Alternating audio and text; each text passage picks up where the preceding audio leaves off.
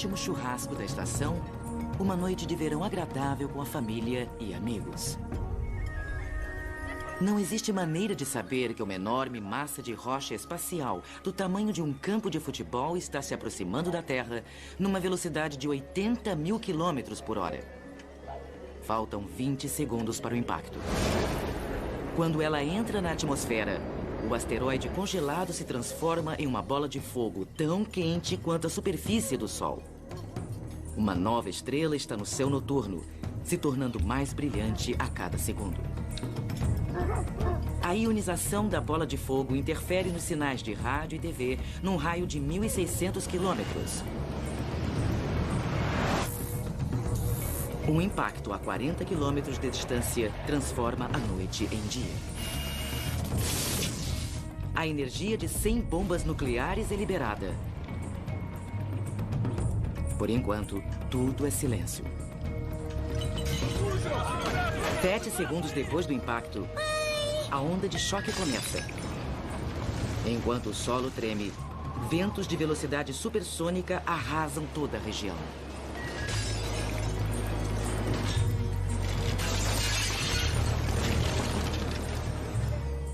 Essa catástrofe é realmente só uma amostra de um planeta que possa estar sob bombardeio cósmico.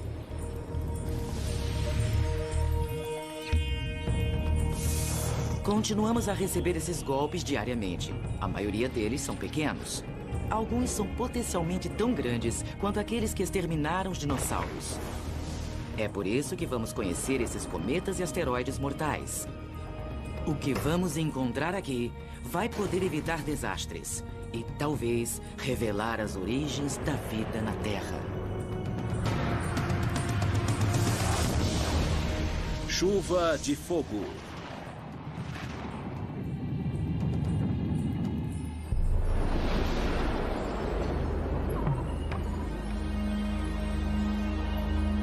É difícil imaginar o perigo que uma bola de fogo do espaço representa. Mas na manhã do dia 18 de janeiro de 2000, moradores de uma cidade remota do Yukon canadense receberam uma mensagem ao despertar. Boa tarde, eu sou o Peter Novak com as notícias da CBC de Yukon. Testemunhas dizem que a explosão iluminou o centro da cidade de Whitehorse como se uma lâmpada gigantesca estivesse acesa. Estamos começando a receber informações das pessoas que escutaram um barulho enorme, como se fosse uma onda de choque. Cuidado! Departamento de polícia. Oi, Jim. O que está acontecendo? Que tamanho você acha que era? Estão falando que tivemos um grande acontecimento no Canadá e que no processo de entrar na atmosfera e explodir, isso acabou com 1/3 da rede elétrica de Yukon. Eu vi uma luz brilhante lá fora. Pensei que alguma coisa estava errada com as luzes das ruas ou algo parecido. Porque de repente todas elas piscaram e ficaram brilhantes. E então... escutamos um grande barulho e um flash. Nosso primeiro pensamento foi que alguma coisa na subestação tinha explodido. Talvez um transformador. Linha 1, boa tarde. Eu estava sentado no sofá assistindo um noticiário. Parecia uma luz de solda, sabe, com aquele brilho. E, de repente, uma luz brilhante entrou na janela. Na janela de É trás. incrível. A maior parte das coisas que acontecem na pequena cidade de Whitehorse ficam em Whitehorse. Mas a rajada no céu nessa manhã prendeu a atenção das pessoas, incluindo oficiais de alto escalão no governo dos Estados Unidos. Existem muitos problemas políticos envolvidos. Se isso é um evento natural ou provocado pelo homem, então nós temos que verificar isso e é o que fazemos. E não posso dizer quanto eles são ou onde estão, mas eu posso dizer que o Departamento de Defesa opera inúmeros satélites. Eles cobrem o globo inteiro. No processo de detectar os alvos militares, eles também veem outras coisas, e uma das coisas que eles veem são os meteoros. Quase 2 vezes por semana, um meteoro não muito maior que uma almofada detona com a força de uma carga atômica. Graças à nossa atmosfera, ele vaporiza bem alto no céu, normalmente. Mas o meteoro de Yukon era um pouco maior. Esse tinha por volta de 4,5 metros e pesava mais ou menos 18 toneladas. Era uma rocha grande, só para começar a falar. Se movia numa velocidade de Mach 50. A maioria dos meteoros que atingem a atmosfera da Terra são menores que grãos de areia. Eles brilham por um breve instante. Mas uma bola de fogo igual àquela que atingiu Yukon era diferente. Seu tamanho permite que ela queime por mais tempo, deixando uma trilha brilhante de ar superaquecido. 25 quilômetros acima do solo, a bola de fogo explode, deixando para trás uma prolongada nuvem de poeira cósmica. Para aqueles que se esforçam para saber mais sobre o sistema solar, essa poeira é ouro.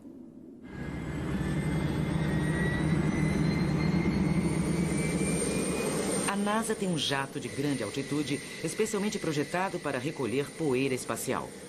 Logo após a explosão, uma missão está a caminho para recolher toda a poeira que for possível antes que ela se perca para sempre. O avião tem coletores debaixo das asas que podem ser abertos no meio do voo. Dentro de cada coletor tem um prato esterilizado, revestido por um óleo pegajoso para recolher a poeira. É um pedaço de papel pega-mosca de $1 milhão, mas para os cientistas, perseguir uma bola de fogo é a única esperança de recuperar alguma coisa de um meteoro. Apesar de todos os instrumentos de alta tecnologia, nenhuma poeira foi recuperada em Yukon. Esse trabalho ficou para um homem de senso aguçado, descobrir se fragmentos dessa bola de fogo atingiram a Terra. No campo, Jim Brock escuta as notícias e manchetes sobre o Lago Tagish. Eu sabia que se tivesse algo para ser encontrado, a melhor chance seria provavelmente viajando pelo lago. Ninguém naquele momento tinha uma ideia clara de onde exatamente ele tinha caído.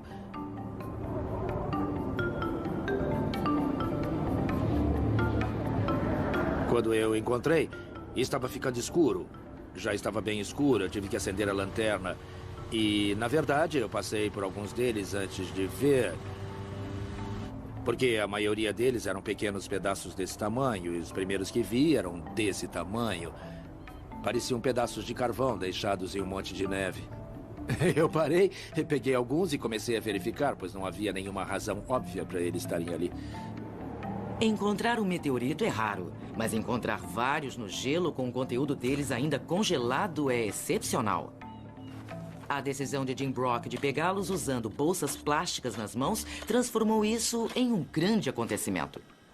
É uma experiência ímpar. Quando você está no meio dessas toneladas de rochas terrestres e você encontra algo diferente que não é desse planeta, é um sentimento estranho. As rochas espaciais de Yukon logo vão fazer outra viagem para um dos lugares mais seguros e esterilizados da Terra. A sala de esterilização classe 10 do Centro Espacial Johnson, no Texas. As rochas espaciais ganham atenção imediata. Os humanos têm que passar por um processo elaborado de esterilização para entrar na sala.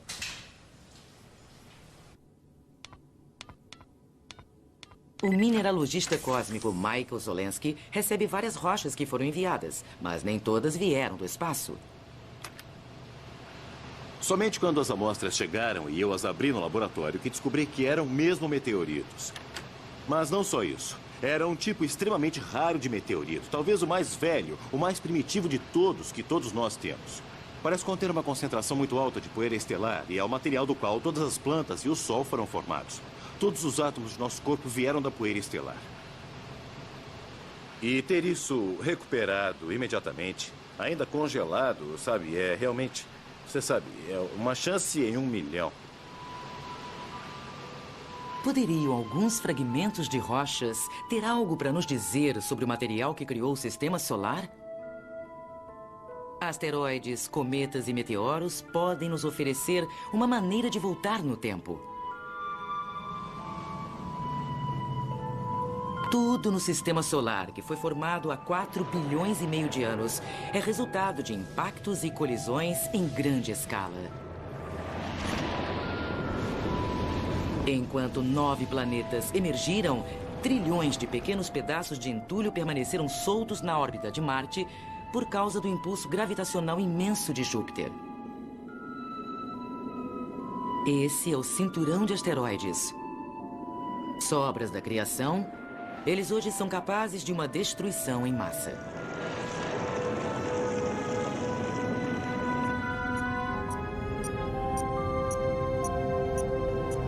Bom, nosso sistema solar não é só o Sol e os 9 planetas como nos ensinaram no colégio. Existem também milhares, milhões de cometas e asteroides que são chamados de pequenos corpos do sistema solar. Eles não só representam a mistura química que formou o sistema solar. Eles têm o péssimo hábito de correr ao nosso encontro de tempos em tempos. O mesmo mecanismo que não permite que eles se tornem um planeta por causa do vizinho Júpiter, os empurram dentro da órbita da Terra. Em um consenso real, vamos ser atingidos. Não é uma questão de como, mas uma questão de quando. Os astrônomos já encontraram 500 asteroides na órbita terrestre de 1 quilômetro ou maior. Uma rocha espacial tão grande como aquela que exterminou os dinossauros está lá fora e pode nos atingir de novo. Em 1994, astrônomos tiveram uma chance rara de testemunhar esse perigo. Um cometa enorme chamado Shoemaker-Levy 9 se quebrou em 20 pedaços que foram sugados para Júpiter numa velocidade 100 vezes mais rápida que a de uma bala.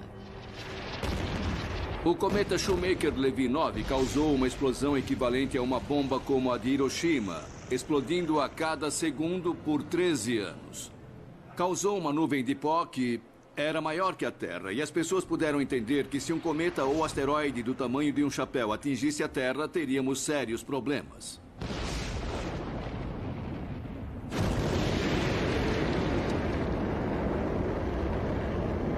Da noite para o dia, bolas de fogo visíveis se tornaram assunto de segurança global. Uma espaçonave chamada Near Shoemaker foi lançada para checar um asteroide chamado Eros na órbita de Marte. Algum dia, nos próximos milhões de anos, Eros e a Terra poderão colidir. Existem desastres naturais que não podem ser evitados. Um terremoto, por exemplo. Se um asteroide está vindo em nossa direção, temos tecnologia que, por enquanto, nunca foi testada. Mas, na teoria, temos foguetes e temos bombas que são fortes e poderosas e podem ser capazes de aplicar a força que vai causar uma mudança na órbita do asteroide que vai fazer com que ele desvie da Terra e não colida com ela. E o tipo de medidas que estamos fazendo com a Near Shoemaker é pelo menos um começo nessa direção. De fato, a missão Near já passou do ponto de início. Levou 5 anos, 2 voltas e meia ao redor do Sol e 3 bilhões de quilômetros para chegar lá. Mas essa espaçonave pequena e determinada chegou e está agora orbitando o asteroide Eros. Essa primeira missão foi para tirar as primeiras fotos de um corpo celestial pequeno. Mas hoje, a missão tomou um rumo dramático e histórico. A NASA vai tentar pousar a espaçonave no próprio asteroide. Admite que o risco é extremamente grande. Sim, bem ali. Eles estão tentando manobrar uma espaçonave orbitando um asteroide a 300 milhões de quilômetros da Terra. Nós temos a primeira espaçonave a orbitar um corpo pequeno. E agora espero que tenhamos a primeira espaçonave a pousar em um corpo pequeno. Na verdade, o que eu não quero ter é a primeira espaçonave a colidir nele. Isso vai acontecer se chegar a pousar com muita força. Os navegadores desse espaço profundo normalmente usam a gravidade uniforme ao redor de um planeta para segurar uma nave no seu curso. Mas tudo que se faz nessa forma de batata cambaleante parece tentar atirar a nave para longe. É novidade. Eu nunca fiz isso antes. Tenho trabalhado aqui há 33 anos. A forma irregular causa muitos problemas em termos de navegação, pois nela temos um campo gravitacional irregular. Quando a espaçonave orbita ao redor ou tenta pousar, é golpeada por essas diferentes regiões de flechas. Essas pancadas ou empurrão gravitacional na nave podem ser usados pelos cientistas para descobrir qual a densidade do asteroide. Eros parece ser um asteroide sólido, com fendas em seu interior. sugerindo que, em algum ponto, Eros foi lascado por um asteroide maior durante o impacto. Essas rochas espaciais são diversificadas. Isso pode ser revelado pela passagem do asteroide Matilde. Quando a NIR recebeu um balanço da gravidade, os cientistas ficaram surpresos ao descobrir que esse asteroide não era totalmente sólido. Se o asteroide fosse um pouco mais leve, poderia flutuar. É uma analogia de rocha confusa e difícil, então tivemos que revisar nossas ideias de como chegar a um objeto que é tão grande e, ao mesmo tempo, com tão baixa densidade. A resposta, acho que é um monte de cascalho, não é uma rocha sólida, são pedaços de rochas mantidas juntas, usando um pouco mais que sua própria gravidade, com muitos vazios no interior.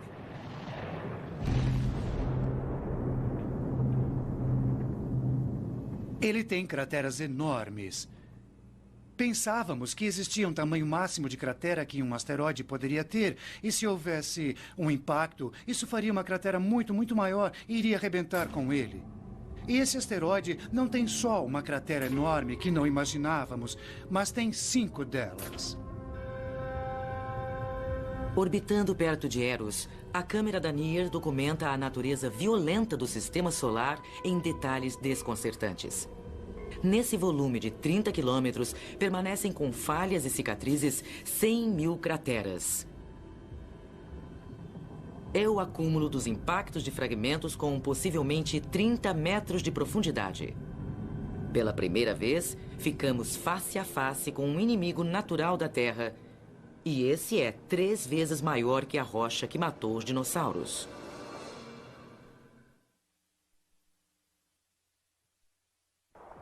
Olá, América.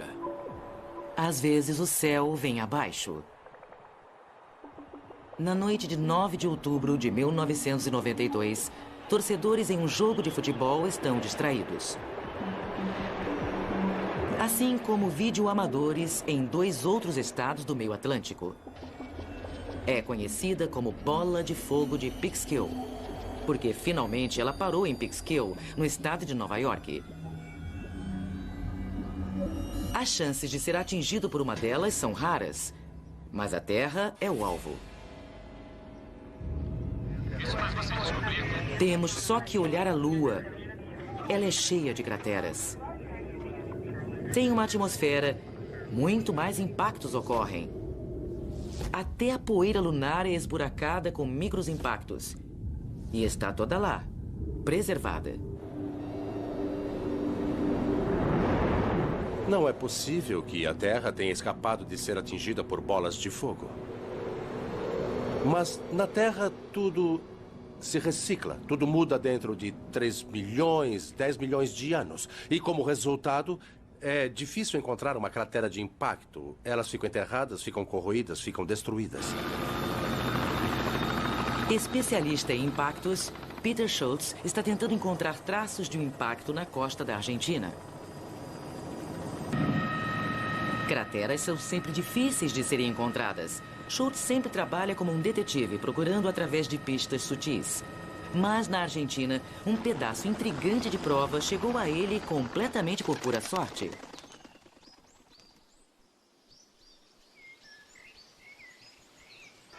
Acho que é uma lição real escutar alguém que fez só uma pergunta muito simples. Seu nome era Fernanda. Ela estava traduzindo algumas apresentações que eu estava fazendo em Córdoba, perto de Quanto. Ela veio me trazer uns pedacinhos de vidro bonitos e disse: eles estão relacionados de alguma forma? Ela conseguiu eles quando tinha 5 ou 7 anos de idade, caminhando pelas colinas da Argentina, e agora, 20 anos depois, ela estava me mostrando esses vidros. A não ser que eu descobrisse mais sobre eles, parecia só uma anedota, uma história de uma garotinha pegando um pedaço de vidro. O caminho que passou de uma anedota para uma prova de impacto levou Schultz para uma parte remota da costa do Atlântico, ao sul de Buenos Aires. Mas para ele encontrar mais do que talvez possa ser um vidro feito de um impacto, ele vai ter que escalar vários paredões através do mar. Pode puxar, Fernando. Agora bata. Muito bem, pegue. Com a ajuda dos paleontólogos locais, Schultz tem uma visão rápida do que os argentinos chamam de escórias. Peter! Sim! O que encontrou aí? Puxa, é fantástico. Nós temos escórias por todo o lugar. Eles estão nas camadas, estão em pequenos fragmentos. Parece que temos o filão maior. A areia fina dessas colinas se acumulou por 12 milhões de anos. Mas em algum ponto foi interrompida por uma camada fina de vidro. Essas são como linhas do tempo. Como se alguém viesse com um marcador e marcasse uma parte da colina. Então isso nos diz precisamente a época do impacto. E ainda melhor, nos diz precisamente a época dessa camada que nós estamos olhando. Quando tivermos essas informações, podemos colocá-las juntas em uma sequência inteira por toda a face da colina. Os átomos radioativos dentro do vidro revelam que eles têm mais de 3 milhões de anos. O vidro está torcido e com bolhas, sinal de um poderoso impacto de combustão. No ponto de explosão, a Terra vaporiza, derrete. Cloro, fósforo, sílica, ferro, níquel, tudo se mistura, é turbulento. Quando se olha para isso, podemos dizer que foi aquecido em temperatura enorme e, de repente, esfriou. Em outras palavras, congelou. Esse é um dos sinais de que tivemos um grande acontecimento. Não pode ter sido outra coisa. Quando um grande impacto ocorre, fragmentos ardentes chamados ejetos são lançados para fora da atmosfera quando são instantaneamente resfriados. O impacto que atingiu a Argentina pode ter lançado ejetos por centenas de quilômetros.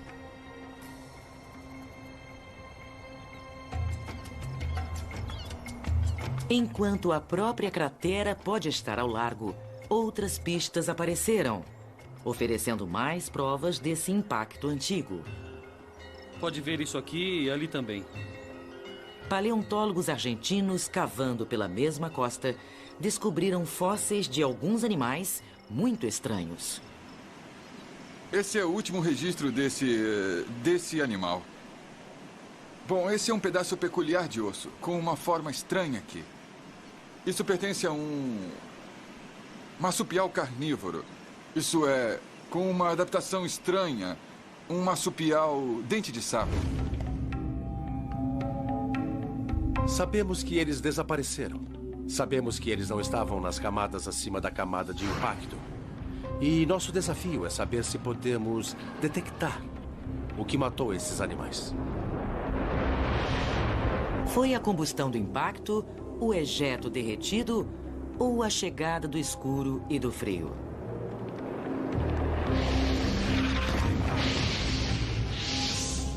A explosão pode ter ficado confinada numa pequena região da América do Sul.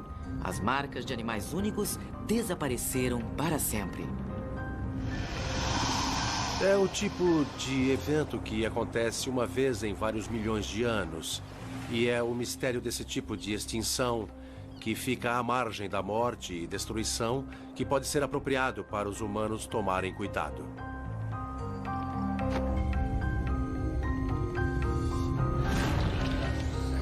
Para realmente entender como um pequeno impacto pode ser tão destrutivo, Peter Schultz tem que reconstruir o próprio impacto. Na NASA, na sala de armas especiais, uma arma hipersônica atira impactos simulados de qualquer ângulo. Esse instrumento permite que nós capturemos o evento do impacto total em alguns milésimos de segundos. Mas então podemos estender ele um pouco e fingir que estamos de volta na Argentina, observando o evento acontecer de verdade. A escuridão intensa, o calor intenso, a velocidade dos ventos. E isso vai acontecer aqui, dentro dessa câmara de metal reforçada. Na temperatura de explosão e uma mistura de solos similar aos da planície argentina. Mas essa areia vai poder ser derretida em vidro? Câmaras de alta velocidade vão registrar os resultados em 500 imagens por segundo.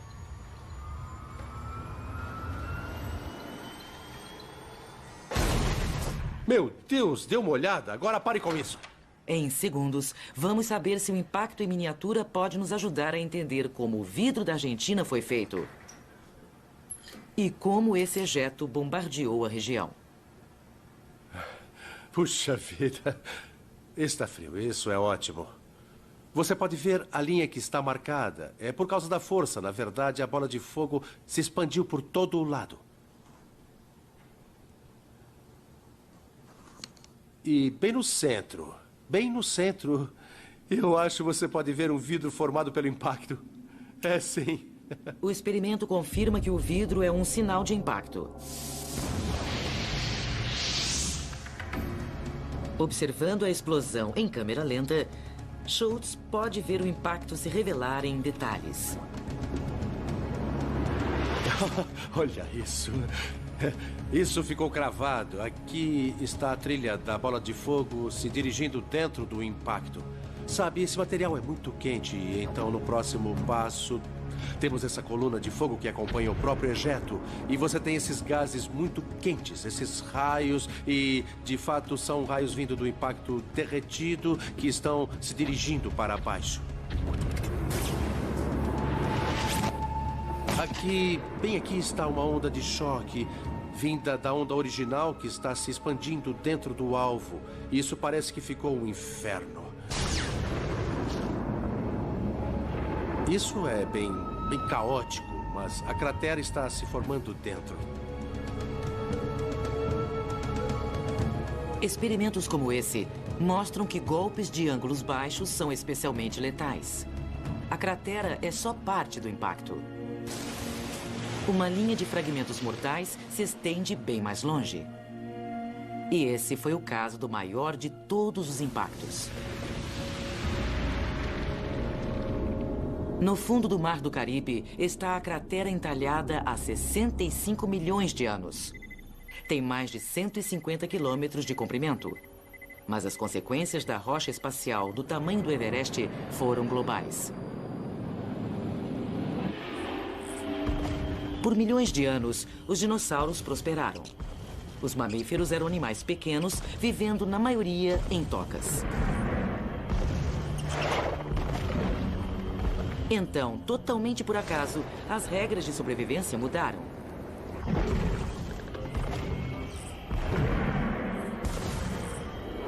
Num piscar de olhos, a Terra mergulhou na escuridão, depois no frio. Mas os mamíferos não precisavam da luz do sol e plantas verdes. Uma dieta de matéria em decomposição permitiu que eles sobrevivessem. Se não fosse por essa bola de fogo, a vida na Terra ia ser diferente. Quando caminho por esses penhascos e vejo esse registro, isso na verdade me dá calafrios. Estou aqui hoje, talvez como resposta a essa colisão. Talvez a bola de fogo tenha permitido que as pessoas como nós evoluíssem.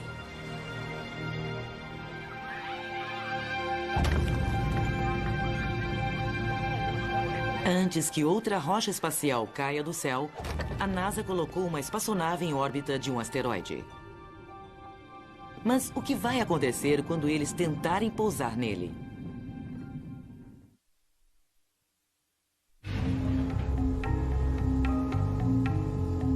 De volta ao controle da missão, os que acreditam na NIR deram partida e enviaram a espaçonave na descida final para Eros. Mais 4 explosões são programadas para acontecer na espaçonave e, vagarosamente em cada explosão, levá-la para o local de pouso. Certo, é uma explosão crítica. Mas o tempo dessas explosões programadas era uma suposição terrestre.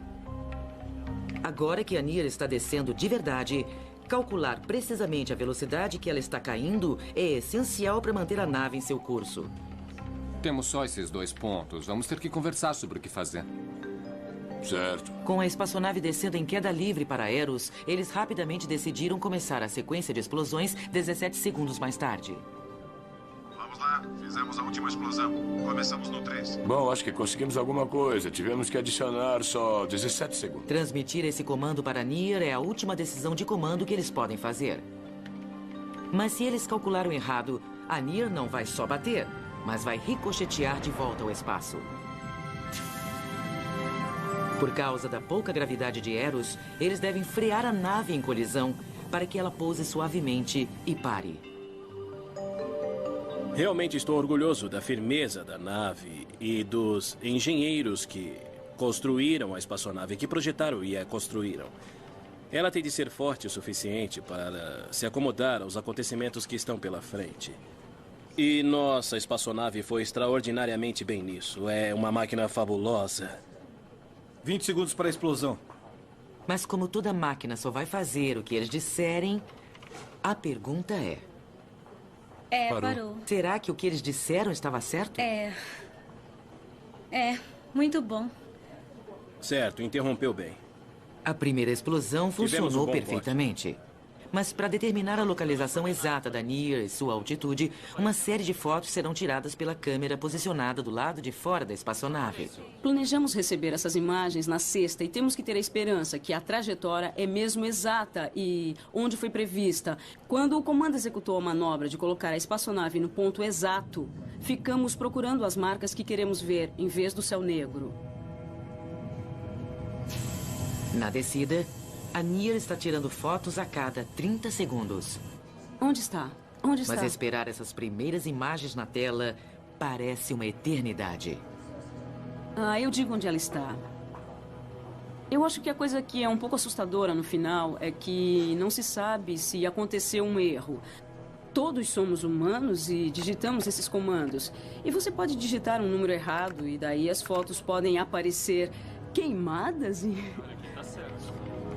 Até aparecer uma imagem, eles estão voando às cegas. E eles sabem que a espaçonave está a menos de 6 metros da superfície. Mesmo aprendendo mais e mais sobre os asteroides, existem outros desafios mais misteriosos no céu. Cometas.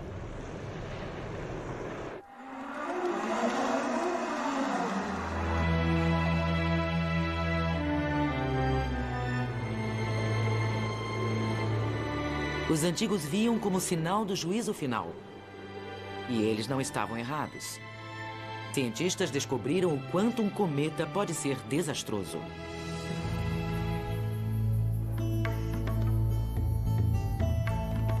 Eles parecem como uma luz macia passando calmamente pelo céu. Mas um cometa é 3 vezes mais rápido do que um asteroide. A maioria continua ao redor do Sol, queimando milhões de toneladas de gelo e poeira em uma trilha pendurada no espaço.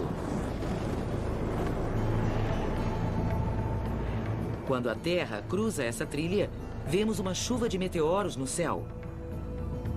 Uma das chuvas mais espetaculares aconteceu em 1966, depois que o cometa Tempel-Tuttle passou. 8 pessoas morreram e 26 ficaram feridas quando os Vietcongs atacaram ontem em Saigon, pouco antes do início do desfile para comemorar o aniversário. Em 1966, eu morava em Plainville, no Texas. E eu tinha 10 anos. E acordamos muito cedo numa manhã para levar meu irmão para o aeroporto. O bombardeio começou às 7 horas da manhã, quando as pessoas estavam se preparando para assistir ao desfile. Eu estava no banco de trás do carro com meu irmão. Minha mãe e meu avô estavam no banco da frente. Ele estava dirigindo e chegamos naquela estrada. E sabemos que o Texas é muito plano. Meu irmão ia se tornar um fuzileiro naval e lutar no Vietnã. Então, isso deixava todos muito emocionados. Uma época muito, muito difícil, porque você pode imaginar o que sentíamos.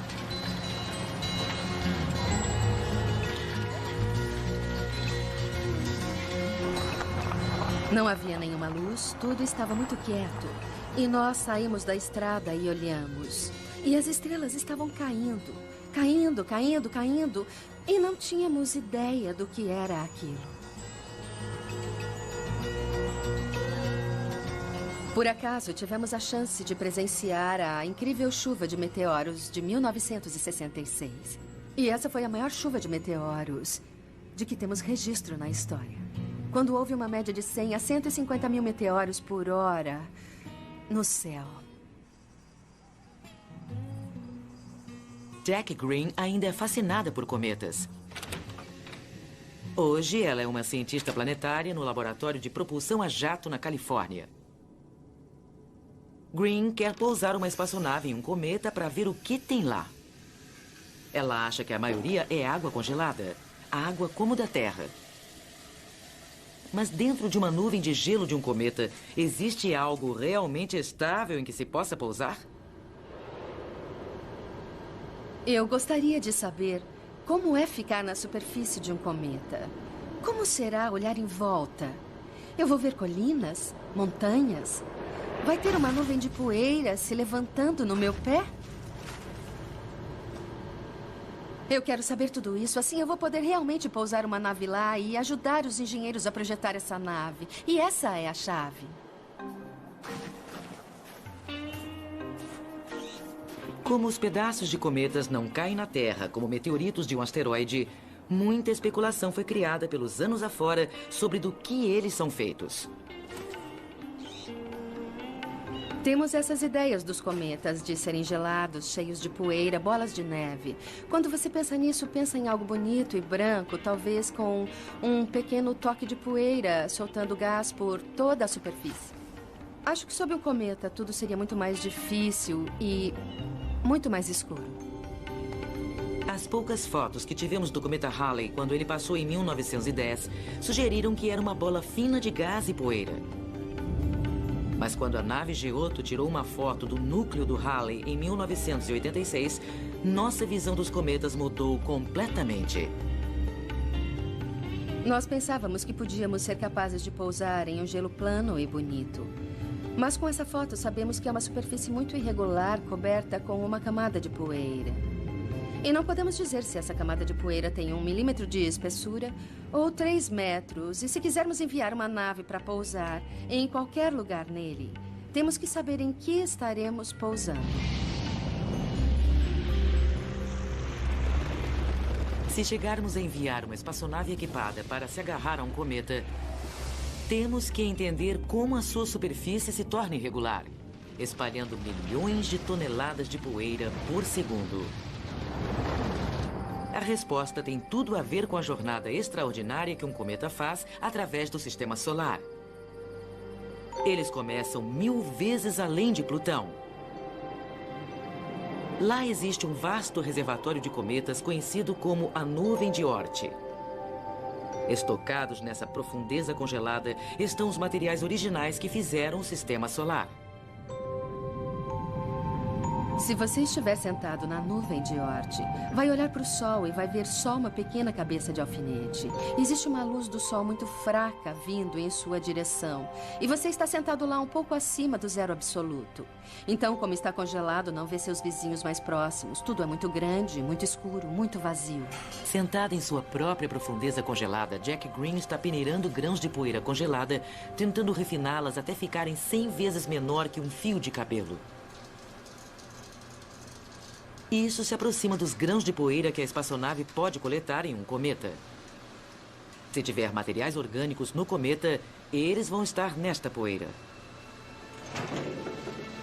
Dentro do vácuo do espaço, esse pequeno cometa segue em uma rota simulada pelo sistema solar.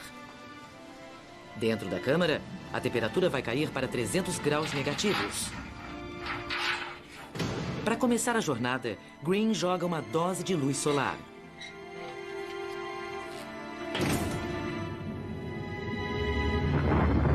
Na nuvem de Oort, a onda de gravidade de uma estrela pode acordar um cometa de seu sono congelado e mandar ele para o Sol.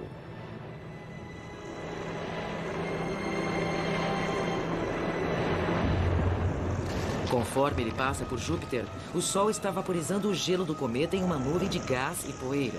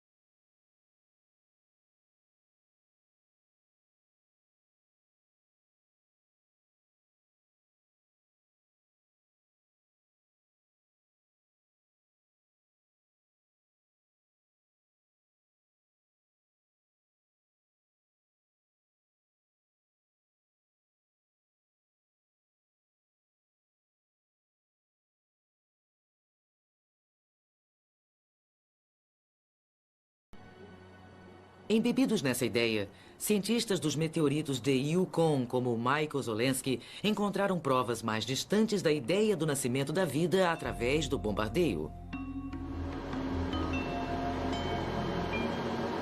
Descobrimos nesse meteorito pequenas bolhas de organismos, bolhas côncavas, o tipo de coisa que pode ter abrigado o início da vida.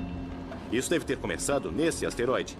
E dentro dessas calcitas, encontramos pequenas bolhas de água, que são amostras da água do asteroide.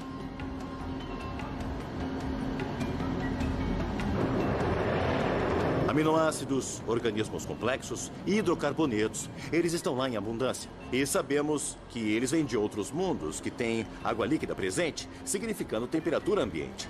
Então, do que mais precisamos para começar a vida? Cometas e asteroides estão oferecendo novas pistas às perguntas relativas ao velho mundo. Perguntas que estamos perto da resposta se a NASA tiver sucesso em pousar uma nave em um asteroide no espaço.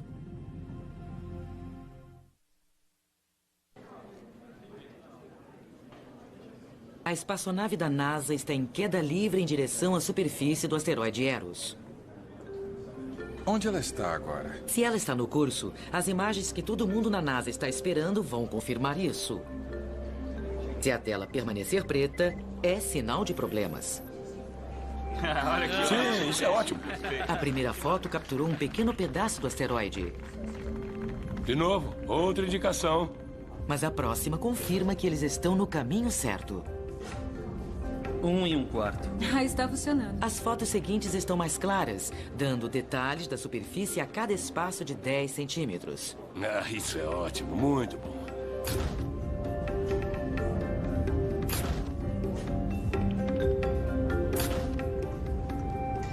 Eu diria que conhecemos Eros muito bem. É um lindo planeta. Olha só para isso. É como toda vez que eu ando de avião. Eu não sei se vai dar certo e de repente dá certo. É incrível. É incrível. Eu sempre fico surpreso que funciona tão bem como agora. Penso que alguma coisa vai dar errado.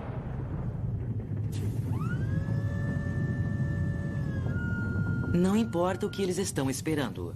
Todos nessa sala estão convencidos que, em poucos momentos, a espaçonave deles vai cair dentro de uma vala. A tela vai ficar preta e eles nunca mais vão ouvir falar da Near de novo. Sem um mecanismo de pouso, a única coisa que pode salvar essa espaçonave é um cientista de foguetes. É isso aí. Felizmente, nós temos 30 deles na sala. 18 metros.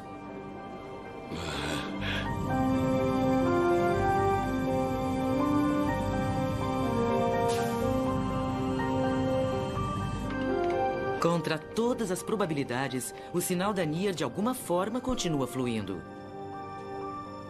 Ainda está lá? Ainda está lá? A que altura estamos, ver. rapaz? Estamos além do curso. A que distância ela pode ir? Não muito alto. Será possível que ela esteja na superfície sã e salva? Um minuto, eu quero confirmar Os primeiro. cientistas da missão gritam quando descobrem que a espaçonave pousou de fato. Olha aqui, tá vendo? Então, é desse lado. a nave está bem? Desse lado. É difícil saber, ainda está travada. Ainda está travada? Vamos, continue. Continue. NCD, está travada. Com certeza não temos telemetria. E a última leitura era .017 quilômetros. Eu acho que está na superfície. Sim, existe alguma coisa que eu não sei como explicar, mas É incrível. isto é incrível. É incrível, realmente incrível. Incrível. Uma imagem final incrível chega à Terra. E assim eles confirmam que cumpriram com o inacreditável. Pela primeira vez, uma espaçonave pousou em um asteroide do nosso sistema solar. E como se isso não fosse suficiente, eles continuam recebendo um sinal da espaçonave de 1 bilionésimo de watt. É o suficiente para eles saberem que a Near está bem e segura. Está telefonando para casa. É isso aí. E diz, eu estou aqui, ainda estou bem. É ótimo, é fabuloso. Ah, É incrível. fabuloso. Inacreditável. Inacreditável. Bom,